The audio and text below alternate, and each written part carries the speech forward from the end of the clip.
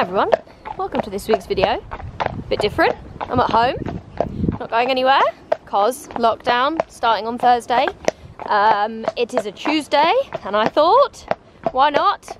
Let's film a little, not really top tips, but a bit like it. We're going to do some Cavalettis with Obi and boots, and I thought I'd show you a couple of little exercises that you can do with just small jumps at home in a very small arena on a very big horse.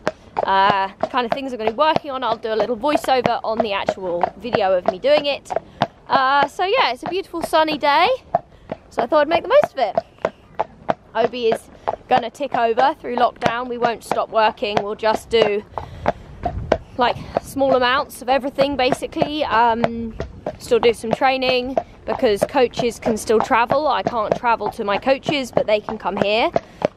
So I can still go out to clients. I am also still doing lots of Zoom coaching, so if you guys are keen for that, drop me an email. I will put my email address below. So I'm just trying to open the gate one-handed in the wrong place. Oops, walk forward a bit, good boy. There we go. So yeah, we are going to be jumping this exercise today. So it's like a simulated bounce. I will describe all of the distances and everything like that. And then we've got this exercise here. And actually I think I need to make it a little longer, as in a little bigger gap between the two. But I will be showing you all about that. I need to clean the lens on this camera, I realise, because it's got some wet on it from the other day. But yeah, I'm going to give him a little warm up. And then one of the girls is going to come down and do some video. So yeah, I'll explain as we go along and show you what we're doing and why we're doing it and how, the things you need to be thinking about, how you're riding an exercise like this and why it's good for the horses. So yeah, enjoy! So while I was warming up, I was really focusing on having him round my inside leg. He has had the tendency recently to block me a bit and then kind of use that against me. He's a big guy, so you see I'm using a lot of inside leg, flexing him a little bit to the inside, and actually he was really super soft. He's had a bit of a sore back as well, so I was really cautious not to let the frame become tight. And although he maybe looks a little bit, you know, longer in the frame, maybe this was really important to me, and you can see there he gets a little bit anxious, so I'm just giving the neck a little rub with the outside hand and then the inside hand. He has a floppy lip, so sometimes it looks like the bit is pulling, but you can see I'm really very gentle with my hands. I'm really not using the rein contact too much, and but yeah, if that's what you can see. So all the TikTok, YouTube trainers out there, fear not being overzealous with my hands. He just has a floppy lip. So I had a good canter both ways, making sure I was kind of keeping the collected canter a little bit more, not letting the strides get too long. This arena is small, so I have to really make sure I kind of keep a lid on it. So I start in trot, making sure I'm looking up. I take my weight out of the saddle to give him space to move his back. I do this on both reins.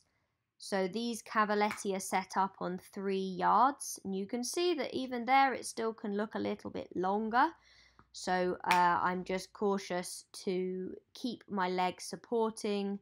I like to go sitting on the way in so I can feel where that takeoff point is. Landed on the wrong leg, so I just bring him.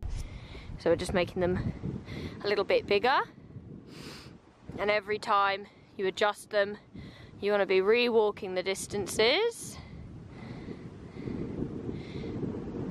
So for a big horse like Obi, we're walking on 3 yards. If you're riding something smaller, then you would want to be making those distances a little bit shorter. Not whole half a yard, not whole yard, maybe, you know, a few inches, that kind of thing. Made them a little bigger, and we go again. Again, I like to come in sitting trot. I really feel I can wrap my leg around and keep my balance. Sometimes when we're working with this sort of exercise, we can get a bit left behind. Working a lot on the downward transitions as well, making sure that they're really nice and fluent. Eyes up, looking ahead, and landed not on the right lead, but then took the right lead. Sometimes he struggles on that right canter. So now we move on to the other exercise on the other side of the arena. So this exercise is set up on 3 strides, all 14 yards. It should be 16 if these were bigger fences, but we had it set up on 14 not huge walking steps. For a big horse like him, this allows for 3 strides. So you can see I can then 1, 2, 3, 4 add a stride, and it wasn't very well prepared. My canter on the way in wasn't how I wanted it to be. Then I push more canter, I create a longer stride all the way around the arena, so that then when I get to here, then I don't have to push particularly much to get the 3 strides. It's important that the canter is where you need it to be when you get to the first part of the exercise, rather than you having to then change it. 1, 2, 3.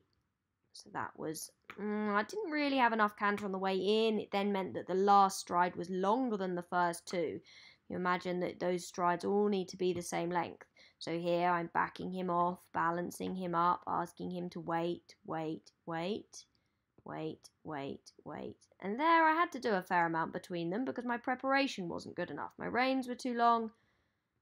And then here, this was not a good moment there because again, reins are too long. I'm not organised. Come here. You can get that on video.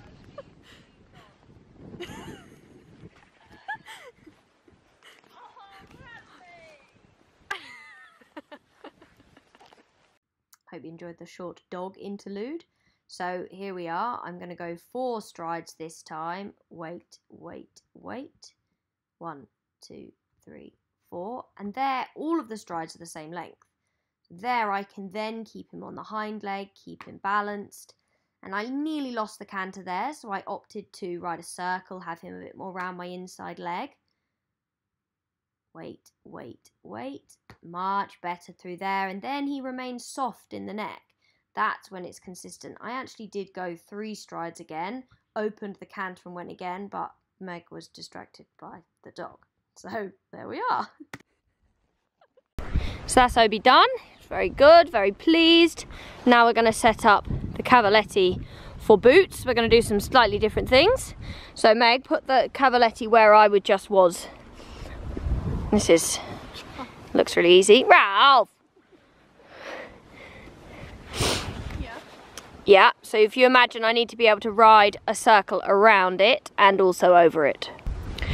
So with Obi, we work a lot on control and balance, and it looks quite slow, and it kind of needs to be, but it needs to be that I've got my leg on when it is slow, because his reaction sometimes is just to use speed, and that obviously when you're jumping small fences in a small space is not what we need. So that wouldn't be the canter that I would maybe jump a full course of fences in, but it is that balanced, controlled, rhythmical canter that helps him become more agile. You know, it's like trying to, I don't know, pick your way over something that's intricate really fast. It's not very good. So we slow it right down, but we keep the connection and the power from the hind leg, and then we get this elastic feeling in the jump, and then he starts to listen. Then I can change the stride, put it to 3 strides, then I can change it to 4 strides, and I can really make it adjustable. And that's the thing that he has always struggled with, is being adjustable. You guys will have seen on some of the vlogs that I've done when I've taken him jumping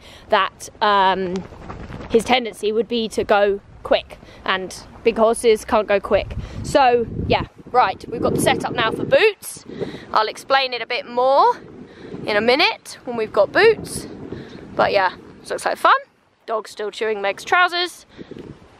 Honestly, what do they say, don't work with children and animals? I'm not calling, I mean Ralph being a child and an animal at the same time. Literal nightmare. Oh look, it's Didi, she can walk again.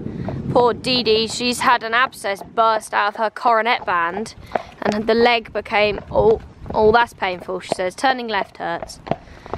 Had an infection in the leg, not good. We're going in the right direction now though, hopefully. Poor girl. She's so big now. So here we are, with boots, some bedding in his hair. So boots, we're working a lot on the bend and the calm. He tends to get, in the past, he has like lost his confidence a bit jumping. This is actually only going to be the second time he's jumped in like 18 months. So we don't do very much, we keep it very small and very confident. That's why the Cavalettis are so good, because they kind of bridge the gap really well between a pole and a fence. We've done lots of pole work but hadn't left the ground.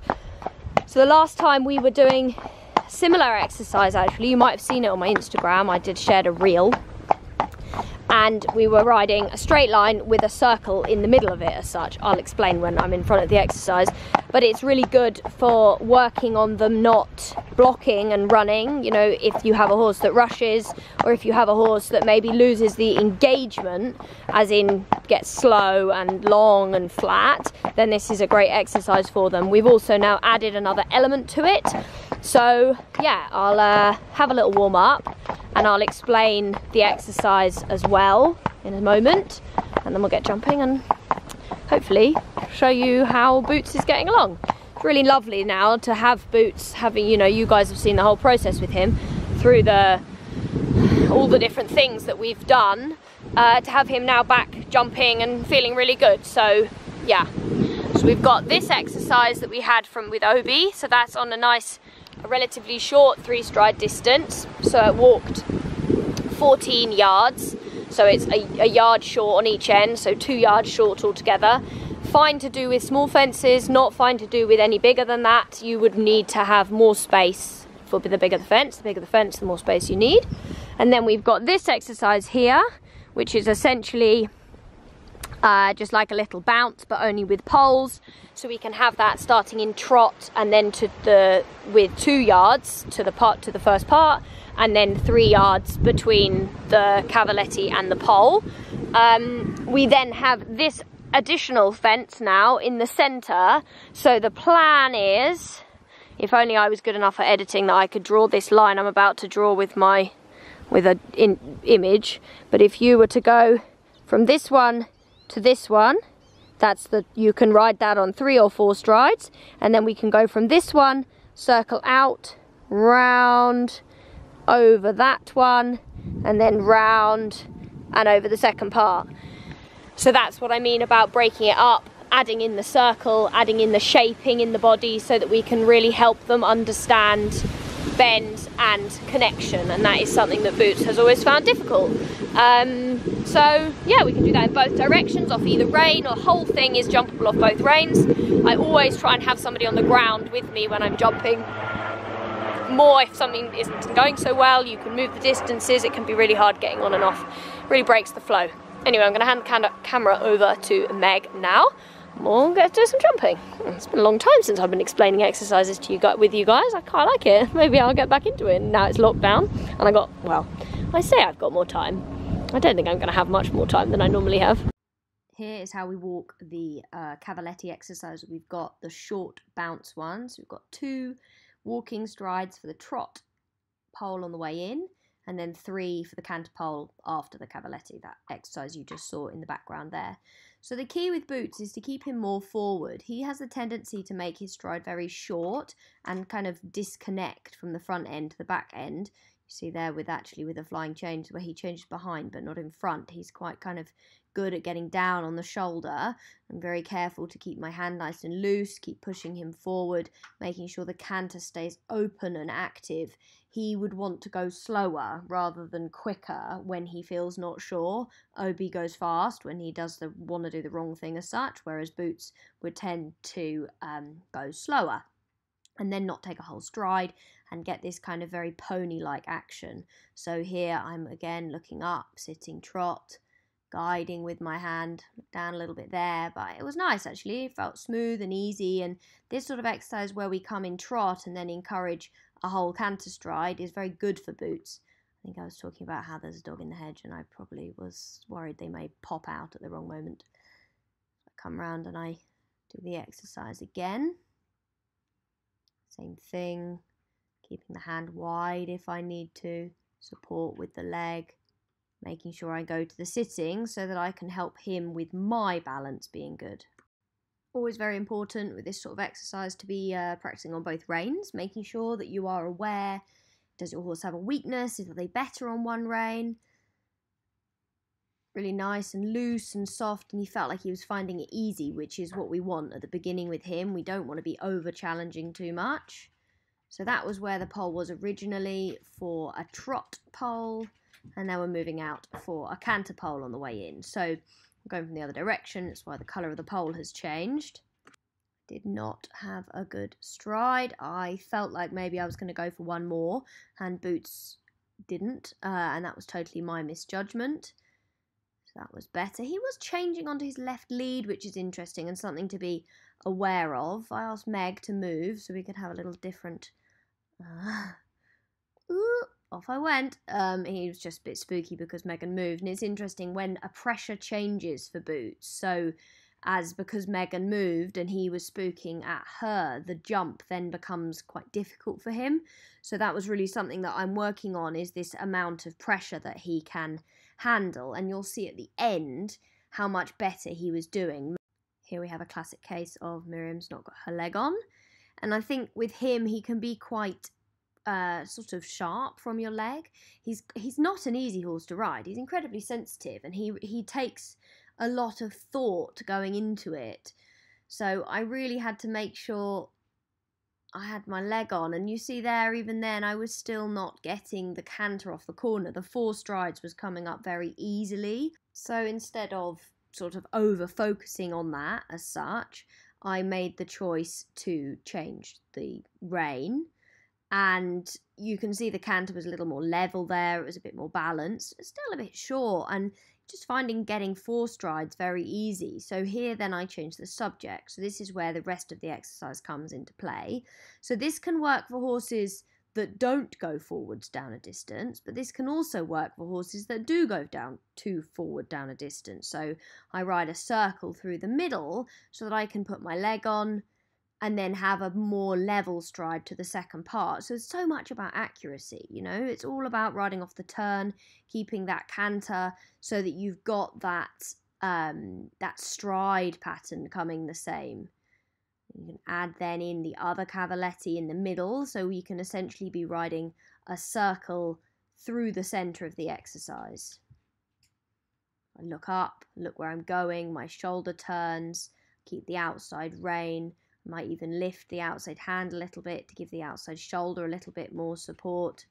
Rubbish stride there. Again, the canter just gets short and like a pony. I'm not riding him forward enough. I'm shutting the front end down rather than being brave. And I think it comes down to him having a very big canter. So you feel like you're going fast when you are in fact not. Canter this time. And you see here, he then just starts jumping the fences a little differently. 3, 2, 1. And I don't shut the canter down here. I'm like, no, put the hand forward, come on. You see my hand's a little higher. I'm still steering with the right hand a little wide. But then the stride pattern just starts to become so much more level. A little bit more lively, more confident. And generally, you can see the jump is just improved. He's travelling over the Cavaletti rather than getting stuck. I have to really make sure I keep my hand out in front of me to make the canter.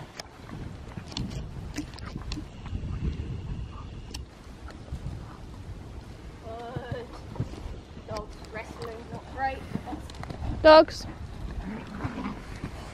Oh, bye bye coat. Good boy. Put up with it.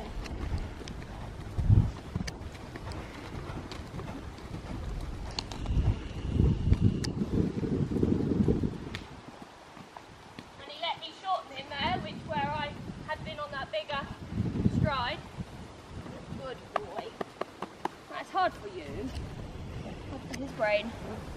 Well done, Boots. Good boy, Bootsy. Oh.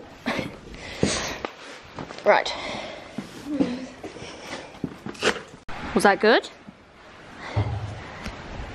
I'd say that's pretty good. I really like doing those sort of exercises with them. I try and do that once a fortnight, maybe, if we're going to a show, or I just add it into their routine, and especially now that we're not going to be going to any shows. Oh, you want a snack? now that we're not going to be going to any shows, it's nice to be keeping them, you know, it's like mental stimulation more than anything. So I really like those exercises because they're easy on their body, not big jumps, not anything particularly, you know, strenuous in that way, but they're really good for their minds and their bodies in a low pressure way, which when you have a horse like Obi who has previously had lameness, you don't want to be jumping massive jumps all the time. Sometimes just jumping some small ones like that is all he needs, and it's all he needs for his mind. He's a very busy-minded horse. And then with Boots, the other end of the spectrum, we have a horse that's coming back to the jumping. It's lovely to have exercises that we can do that again are low pressure, but even you saw he found them high pressure. When Megan moved, then the jumping was not possible very well because he was spooking. So it's this kind of balance with him where he feels unconfident about the jumping, so then it comes out at spooking at Megan. So it's great to have small exercises where the exercise is actually easy, but doing it is not easy for a horse like that, but then you can help them to achieve it rather than it being too big and too technical, that kind of thing. So I'll have explained all the distances and that kind of thing. If you're riding a smaller horse, make the distances a little bit shorter. Be sure to make them very, very small when you first start so the horse can feel super confident, and then if you have got the distances wrong, change them. Don't just keep jumping it thinking your horse is doing something wrong. If the distance seems very long, you know, if the horse is reaching or having to add in a little stride, whatever it might be conscious that it's okay to have to change the distances. I do recommend always having somebody with you when you're doing it, rather than trying to do it on your own. Go back in the barn, where it's maybe not so windy. But anyway, that is my Cavaletti exercises for today. Just looking at Ralph rolling around in the middle of the car park, as you do. He's a very weird dog. Anyway, I'm gonna go and carry on with the rest of my day. I hope you enjoyed today's video and gained something, learnt something. Maybe you're gonna give it a try. Keep the jumps small, keep it nice and safe and confident, guys. And I will see you for next time. Thank you for watching. Bye for now.